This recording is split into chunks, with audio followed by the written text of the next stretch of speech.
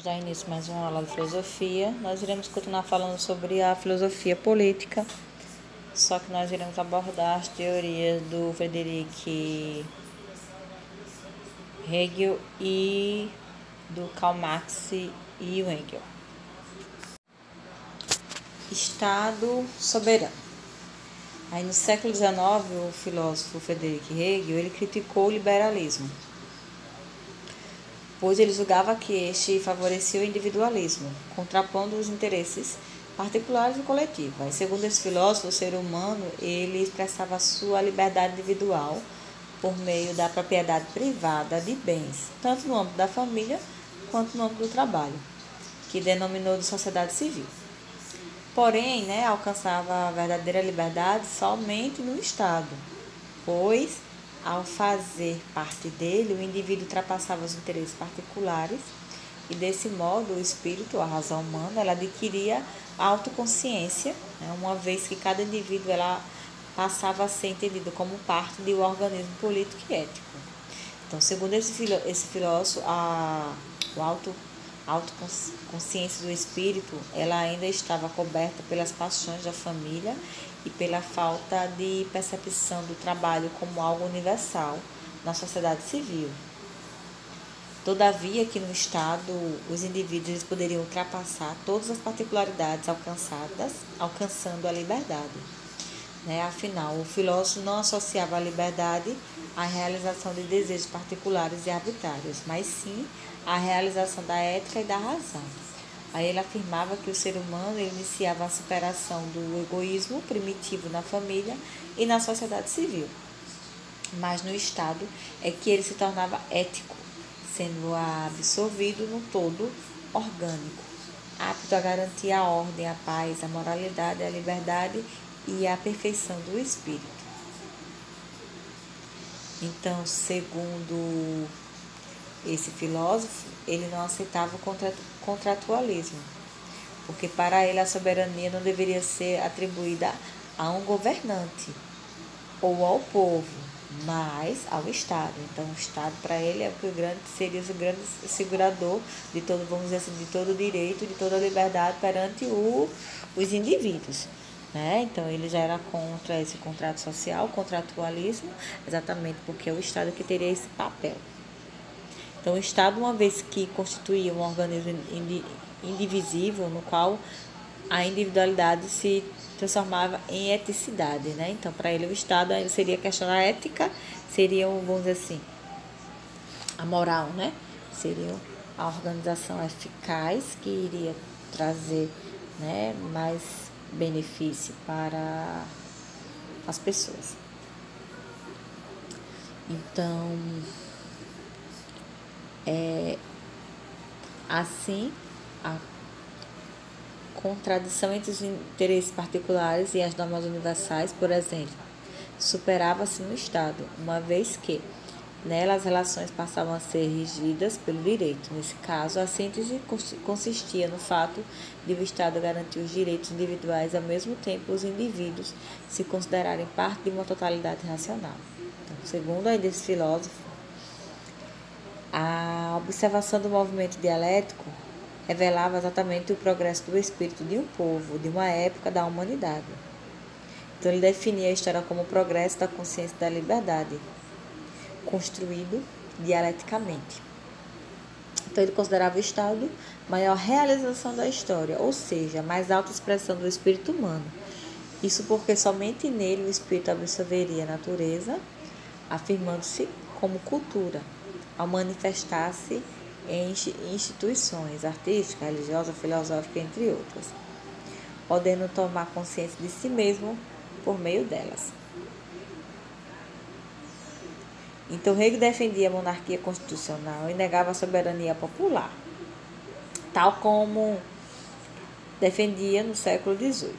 Para ele, o Estado se manifestava na figura do monarca e na Constituição que regesse o poder, expressando os ideais de um povo e uma organização em busca de uma unidade.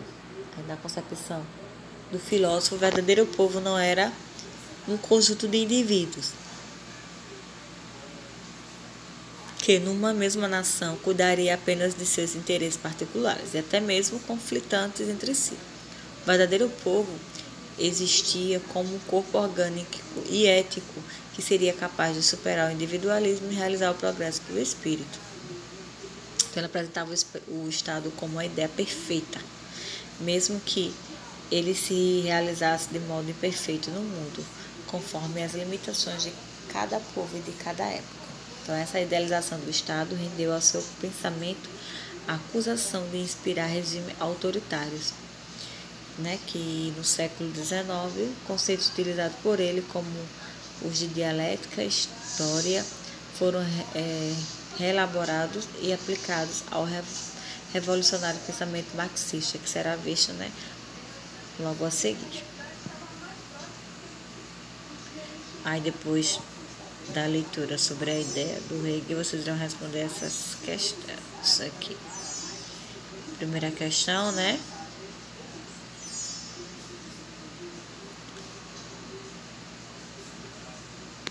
E para ler e refletir, faz a leitura do texto, faz a reflexão e a reflexão em ação. A leitura do texto responde as questões.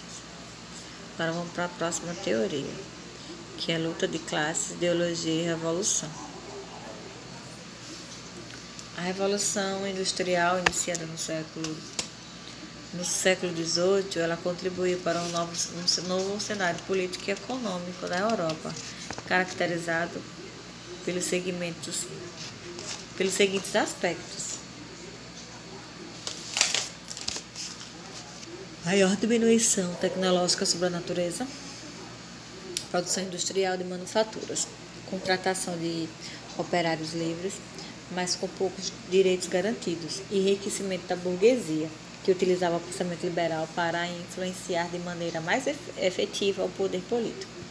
Aí a soma desses fatores levou ao predomínio do capitalismo no recém-formados Estados Nacionais, gerando riquezas para alguns, além de conflitos e reivindicações de muitos por igualdade social, política e econômica. Então, no século XIX, os filósofos Karl Marx e Friedrich Engels propuseram o socialismo, também conhecido como marxismo, como objetivo de construir uma nova forma de organização de relações políticas e econômicas em contraposição ao sistema capitalista. Então, eles defendiam que o ser humano, como ser histórico, produtor da propriedade das próprias condições de existência por meio da força produtiva, isso é, do trabalho. Segundo eles, a história era o palco de luta de classes, ou seja, uma construção dialética resultante de contradição entre os interesses econômicos de classes opostas, senhores e escravizados na antiguidade, senhores feudais e servos da Idade Média, burgueses e proletário, ou classe operária, na era do capitalismo industrial moderno. Então, ao analisar o modelo capitalista de produção, eles ressaltaram que a classe operária produz a mercadoria, o bem do consumo da sociedade, por meio do seu trabalho. A mercadoria, por sua vez, é atribuída ao valor de troca, preço, com base nos custos de produção, que envolve o cálculo das horas trabalhadas para produzi-las. Porém, o trabalhador recebe somente por uma parte do tempo que emprega nessa produção. A parcela restante, denominada mais-valia, forma o lucro dos proprietários por meio da produção, multiplicando seu capital. Outro aspecto destacado por esse filósofo nesse processo produtivo de alienação consiste do trabalhador deixar de ser dono do seu trabalho e de reconhecer a mercadoria como trabalho social acumulado. Assim, o enriquecimento de que o preço é atribuído à mercadoria pelos proprietários do meio de produção leva ao fetiche da mercadoria. Ou seja, a falsa impressão de que o valor de troca é algo que pertence à mercadoria em si, independentemente das relações sociais concretas, em meios às quais ela é produzida. Então, ao denunciar esse processo de exploração,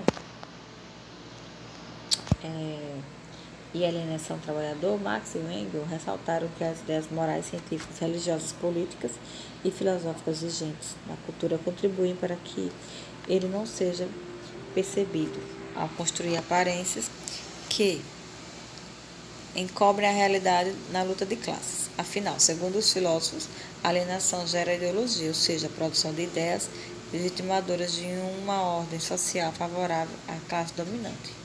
Essas ideias apresentam como naturais e universais condições que, na realidade, são historicamente determinadas, resultando de luta de classe.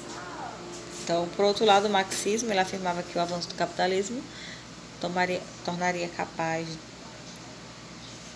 tornaria cada vez mais explícita a opressão da burguesia sobre o proletariado, favorecendo a conscientização de classe a respeito de sua condição. Logo, a classe operária poderia ser organizada e realizar a Revolução Comunista, demonstrando o seu poder jurídico, burocrático, político, militar do Estado.